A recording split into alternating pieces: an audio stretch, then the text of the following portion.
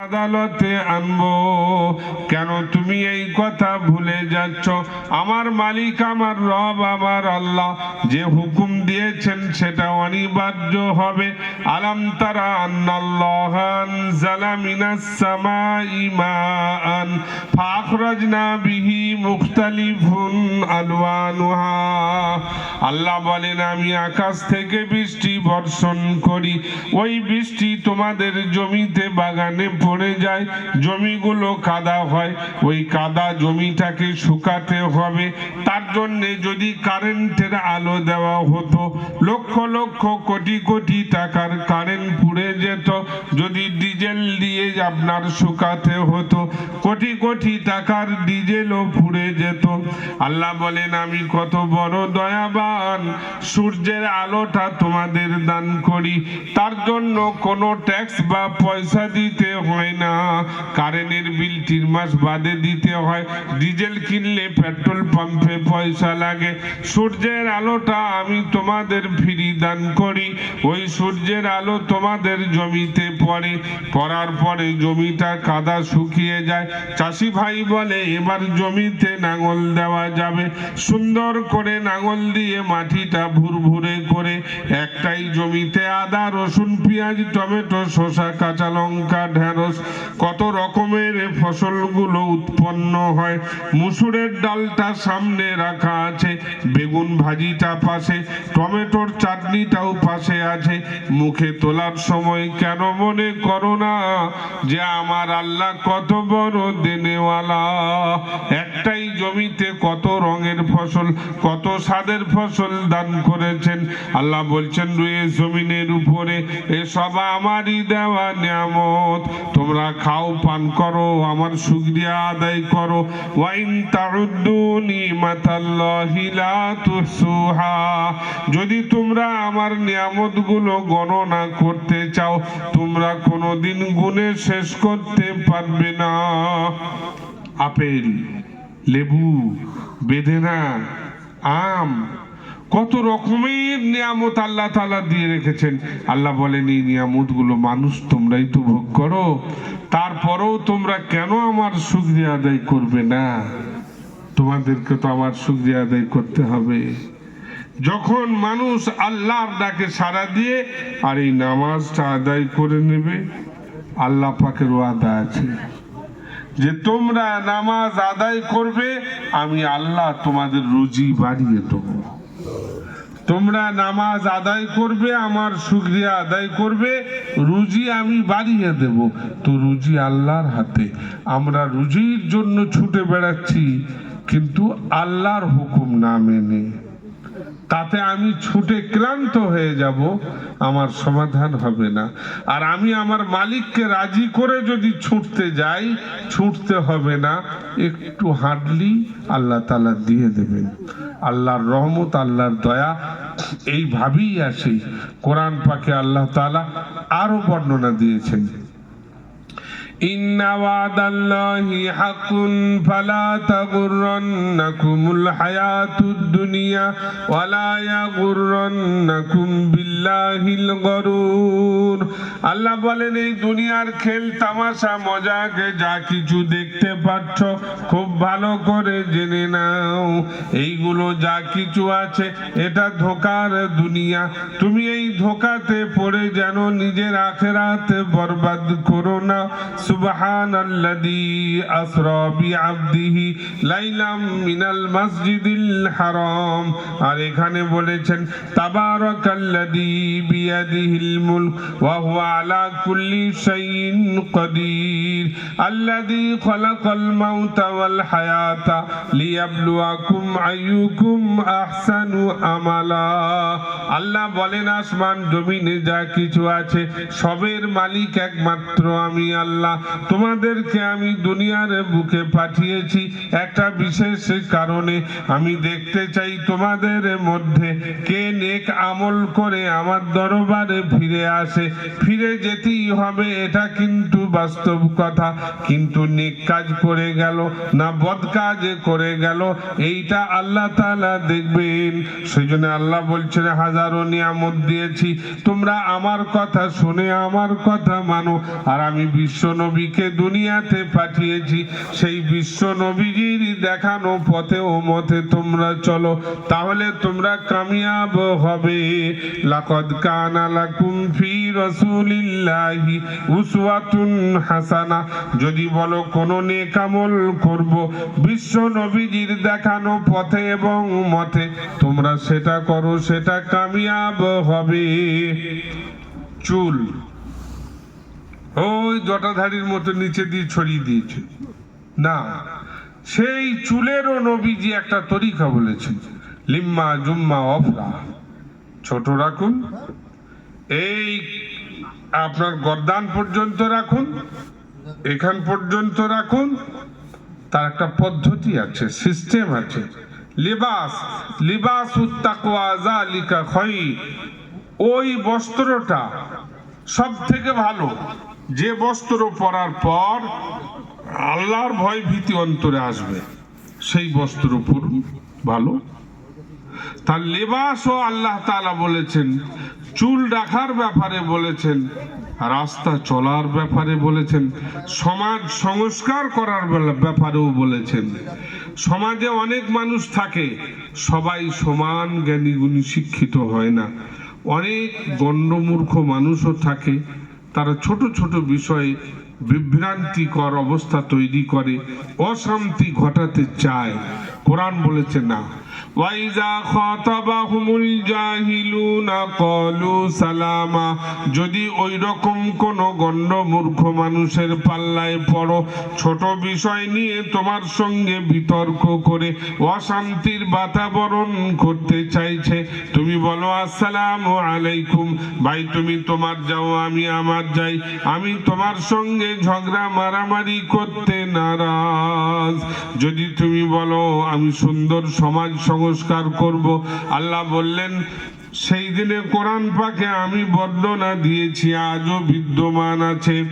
ইন্নামাল খামরু ওয়াল মাইসিরু ওয়াল আনসাবু ওয়াল আজলামু রিজসুম মিন আমালিশ শাইতান, আল্লাহ বলেন মদ্যপান করা, জুয়া সট্টা লটারি করা এটা শয়তানি কর্মকাণ্ড। রহমান রহিমের বান্দা এইসব কর্মে যুক্ত হতে পারে না। আমি মনে মনে ভাবছি, রাতের অন্ধকারে যদি লটারিটা কেটে নি, এক লটারিতে সকালে উঠবো 1 কোটি টাকার মালিক হব। আল্লাহ যদি আপনাকে আমাকে মালিক করতে না চান, শত চেষ্টার পরেও হবে না। আর উল্টো পথ ধরে যদি আমরা চেষ্টা করি, মৃত্যুর পরে আপনাকে আমাকে প্রশ্ন করা হবে, কোন পথ দিয়ে রোজগার করেছো বলো, কোন পথে খরচ করেছো বলো। মেলায় খরচ করতে খুব ভালোবাসি, জলসার সময় চাঁদা করতে গেছে, বলে চাচা আমাদের কাছে জলসা হবে, তোমার 1000 টাকা। ওই জন্য বাপরে 1000 টাকা চাঁদা, 50 টাকা কর। মেলায় 2000 দেবে, পার্টিওয়ালারা এলে 5000 দেবে। মসজিদের চাঁদা 100 টাকা করো, এবছর খুব হাল খারাপ, বুঝতে পেরেছ, 100 টাকা করো। মসজিদে দিতে, মাদ্রাসায় দিতে, ধর্মীয় কাজে দিতে কষ্ট, যখন এই দিকে কষ্ট, কোন রকম 100 টাকা, কপাল ঘেমে গেল। রাত্রি চাচা শুয়ে আছে, হঠাৎ বলছে পেচ্ছাপ বন্ধ হয়েছে, বলছে নিয়েছ তাড়াতাড়ি, রাত্রিবেলায় লিজে ভর্তি করেছে, ওর পেশাব করাতেই 5000 লেগেছে, খালি পেচ্ছাপটা করিয়ে দেবে ক্যাথিটার দিয়ে, ওতেই 5000। তো মনে মনে ভাবছে 100 টাকা দিলাম, ওখানে 1000 টাকা দিলে ভালো হতো রে। আল্লাহ তাআলা বলছেন আর ভেবে কি হবে, তখনই ভাবনা ভাবতে হতো। আল্লাহ তাআলা দান খায়রাতের কথাও তো বলেছেন, কোরআন পাকে এসেছে যে তোমরা দান খায়রাত করো, আর এই দান খায়রাতের ভিতরে তোমাদের দুনিয়ারও লাভ আছে, আখিরাতের লাভ আছে। মরণের পরে জান্নাতের 8টা গেট, 8টা গেটের ভিতরে একটা গেটের নাম হলো আর রাইয়ান। ওইটা দিয়ে শুধু দানি ব্যক্তিরা যাবে, স্পেশাল কোটায় নিয়ে যাবে, ওই গেটে ঢুকাবে। আমরা তো সেই কথা ভাবতে চাইছি না। দান খায়রাত করতে গেলে কঞ্জুসি করছি, বখিলগিরি করছি না। আল্লাহ তাআলা যেমন দিয়েছেন তো আল্লাহর রাস্তায় খরচ করুন। কোরআনে এসেছে আলিফ লাম মিম যালিকাল কিতাবু লা রাইবা ফি হুদাল লিল মুত্তাকিন আল্লাযীনা ইউমিনুনা বিল গায়ব ওয়া ইউকিমুনাস সালাহ ওয়া মিম্মা রাযাকনাহুম ইউনফিকুন। আল্লাহ বলেন, আমি তোমাদের যে রুজি দিয়েছি সেই রুজির ভিতর থেকে তোমরা আমার রাস্তায় খরচ করো। লান তানালুল বিররা হাত্তা তুনফিকু মিম্মা তুহিব্বুন। তোমাদের মাঝে যে মালটা খুব প্রিয় আছে ওটা আমার রাস্তায় খরচ করে আমার সন্তুষ্টি অর্জন করো। যদি তোমরা এই কাজই করো তাহলে এর বদলা তোমরা পাবে। আমি আল্লাহ কিন্তু তোমাদের বেকার ছেড়ে দেব না, এর বদলা দুনিয়াতেও পাবে আর মরণের পরেও পাবে। আজকে মানুষ ভাবতে পারছে না যে আমরা দান খায়রাতের মাধ্যমে কি লাভবান হব। সেই দিন যখন আল্লাহর দরবারে যাবে, সেই দিনে যখন দেখবে দান খায়রাতের এত মর্যাদা, এত শান, এত মান, এত দাম, এত ডিমান্ড আছে, সে মনে মনে ভাববে আমি যদি বেশি বেশি দান খায়রাত করে আসতাম কত ভালো হতো। কিন্তু সেই দিনে আর দান খায়রাত করা যাবে না। আজকে করা যাবে, সেই দিনে বদলা পাবে। সেই জন্য আল্লাহ পাক কোরআনে মুকাদ্দাসের মধ্যে আপনাকে আমাকে সতর্ক করে সাবধান বাণী দিয়েছেন, ইন্না ওয়াদাল্লাহি হাক্কুন ফালা তাগুররান্নাকুমুল হায়াতুদ দুনিয়া ওয়ালা ইয়াগুররান্নাকুম বিল্লাহিল গরুর। এই দুনিয়ার রং চঙে খেল তামাশা এই সব দেখে বিভ্রান্ত হইও না, আখেরাতটাকে ভুলো না। যদি ভুলেছ তাহলে কিন্তু বিপদ সমূহ আছে। আজকে আছি, কালকে থাকবো না। আল্লাহ তাআলা ডেকে নেবেন আর যেতেই হবে। কোরআনে তো ওই বিধানই দেওয়া আছে, ফাইদা জা আজালুহুম লা ইস্তাখিরুনা সাআতাও ওয়া লা ইস্তাকদিমুন। মৃত্যু যখন তোমার কণ্ঠনালীতে এসে যাবে সেই ঘড়ি আর চলবে না। নিঃসন্দেহে সেই সময়ে তোমার মৃত্যু হয়ে যাবে। মক্কাতুল মুকাররমাতে বিশ্ব নবী সাল্লাল্লাহু আলাইহি ওয়াসাল্লাম যখন এই দিন ইসলামের পতাকা উদযাপন করতে চাইলেন, দিন ইসলাম কোরআনের কথা বর্ণনা করতে চাইলেন, তারা নবীজির উপরে আক্রমণ করেছিল, সাহাবায়ে কেরামদের উপরে আক্রমণ করেছিল। আবু সিনিয়ার দিকে হিজরত করেছিলেন সাহাবারা। সেই দিনের রাজ দরবারে যখন ডাক পড়ল, তোমরা কেন ওখান থেকে এখানে এসেছো বলো। আর সেই দিনে মক্কা থেকে কিছু মুশরিক মানুষ লিডারশিপে তারা গিয়ে সেখানকার রাজরাজার সঙ্গে কথা বলেছিল যে এদেরকে ফিরিয়ে দেন, এরা আমাদের দেশ থেকে পলাতক ব্যক্তি। যখন জিজ্ঞাসা করা হলো কেন তোমরা এখানে এসেছো, কি বলতে চাও বলো। হযরতে জাফর তাইয়ার রাদিয়াল্লাহু তাআলা আনহু আল্লাহর নবীর সাহাবী, তিনি পার্লামেন্টে বক্তব্য দিচ্ছেন। একটা সময় ছিল আমরা মৃত পশু খেতাম, প্রবাহমান রক্ত খেতাম, রাস্তায় মানুষ গেলে তাদেরকে ছিনতাই করে নিতাম, লুটপাট করতাম, খুন খারাপি করতাম, মদ্যপান করতাম, ব্যভিচারে লিপ্ত হতাম। আমাদের মাঝে একজন নবী এসেছেন, যে নবীর নাম হলো মুহাম্মদ, যে নবীর নাম হলো আহমদ সাল্লাল্লাহু আলাইহি ওয়াসাল্লাম। তিনি আমাদের শিক্ষা দিয়েছেন এক আল্লাহর ইবাদত বন্দেগী করতে হবে, এই সমস্ত অপকর্ম থেকে নিজেদের সরিয়ে রাখতে হবে। আমরা কিন্তু সেই পথ ধরেই চলি। যাবার সময় গেটে ঢুকবেন, গোল গিটের উপরে কাপড়, গেটম্যান বলছে ও মুসাহি, এই গোল গিটের উপরে কাপড় দেখলে বাদশা রেগে যাবে, গোল গিটের নিচে করুন কাপড়টা। তখন তিনি বললেন যে গোল গিটের উপরে কাপড় দেখলে তোমার বাদশা অসন্তুষ্ট হবে, আর গোল গিটের নিচে কাপড় দেখলে তোমার বাদশা অসন্তুষ্ট হবে। বুঝতে পারলেন না পারলেন না? বাদশাহ অসন্তুষ্ট হবে। আল্লাহ তাআলা অসন্তুষ্ট হবেন কিসে? গোলগিটের নিচে কাপড় পরলে। এটা নবীজি আমাদেরকে বলেছেন, বুঝিয়েছেন। পুরুষ গোলগিটের উপরে কাপড় পরবে, মহিলারা গোলগিটের নিচে পরবে। আর কাপড় ওই ধরনের পরা নিষিদ্ধ যে কাপড় এত পাতলা আপনার শরীরের অঙ্গ প্রত্যঙ্গ চিহ্নিত করা যাবে, ওই কাপড় পরা যাবে না। বা ওই কাপড়, যে কাপড় এত টাইট, যে টাইট কাপড়টা পরার পরে শরীরের অঙ্গ প্রত্যঙ্গ চিহ্নিত করা যাবে, সেই কাপড় পরা যাবে না। তাহলে আমাদেরকে চাল চলন, কাপড়, খাওয়া দাওয়া, ওঠা বসা, সমাজ সংস্কার সবের কথাই বলে দিয়েছেন।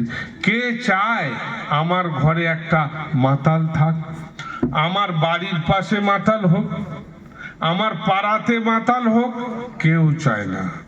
কোরআন বলেছে না, মদ্যপান করা এটা সমাজের জন্য অভিশাপ, এটা আশীর্বাদ নয়।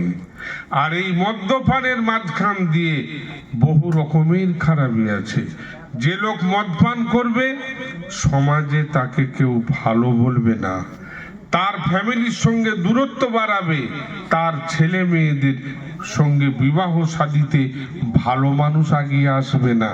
সেই জন্য সমাজ সুন্দর করতে হলে আপনাকে আমাকে ওই অপকর্ম থেকে দূরে সরে থাকতে হবে। আল্লাহ তাআলা কোরআন পাকে ওই জন্যই নির্দেশ দিয়েছেন, না ওই জুয়া, লটারি, সট্টা, মদ্যপান, এই সমস্ত অপকর্ম নিজের জীবন থেকে ছুঁড়ে ফেলে দাও। কেন? মৃত্যু অনিবার্য, তোমার ঘনিয়ে আসবে। কোরআন পাকে এসেছে, আল্লাহ পাক বলেছেন, ইন্নাল্লাযীনা ক্বালু রাব্বুনাল্লাহ সুম্মা ইসতাকামু তাতানাজ্জালু আলাইহিমুল মালাইকা আল্লা তাখাফু ওয়া লা তাহজানু ওয়া আবশিরু বিল জান্নাতিল্লাতী কুনতুম তুআদুন। মানুষের যখন মৃত্যুর সময় হয় তখন দেখবেন বেশ কিছু মানুষ পাশে বসে থাকে। এখন সকলের মাঝখান দিয়ে তার রূহটা বার হয়ে চলে যায়। তো ওই সময়েতে ডান দিকে জান্নাতের ফেরেশতা আসে আর বাম দিকে জাহান্নামের ফেরেশতা আসে। আমরা বসে থাকি, আমরা দেখতে পাই না, কিন্তু যার মৃত্যু হবে সে দেখতে পায়। তার পর্দা সরে যায়, দেখতে পায়। কি বলে তারা? ওই জান্নাতের ফেরেশতা বলে, ভয় খাবার কিছু নাই, আল্লাহ তাখাফু, একদম ভয় করবেন না, আমরা জান্নাত থেকে এসেছি আপনার কাছে। কিসের জন্য?